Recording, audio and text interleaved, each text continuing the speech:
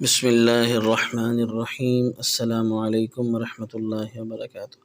April فول منانا کیسا ہے؟ اپریل فول کی رسم مغرب سے ہمارے یہاں آئی ہے اور یہ بہت ہی کبیرہ گناہوں کا مجموعہ ہے۔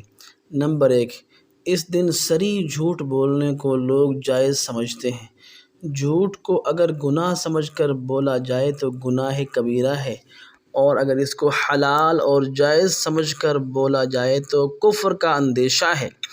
جھوٹ کی برائی اور مذمت کے لیے یہی کافی ہے کہ قرآن کریم نے کہا لعنت اللہ علی الکاذبین۔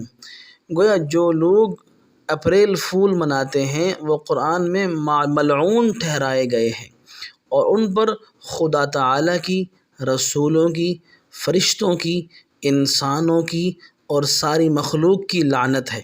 نمبر 2، اس میں خیانت کا بھی گناہ ہے، چونکہ حدیث شریف میں ہے کبرت خیانۃ ان تحدث اخاک حدیثا هو لک مصدق وانت به کاذب، کہ بہت بڑی خیانت ہے کہ تم اپنے بھائی سے ایک بات کہو جس میں وہ تمہیں سچا سمجھے حالانکہ تم جھوٹ بول رہے ہو، اور خیانت کا گناہ بڑا گناہ ہے۔ نمبر 3، اس میں دوسرے کو دھوکہ دینا ہے، یہ بھی گناہ کبیرہ ہے۔ حدیث شریف میں ہے من غشنا فلیس منا، جو شخص ہمیں یعنی مسلمانوں کو دھوکہ دے وہ ہم میں سے نہیں۔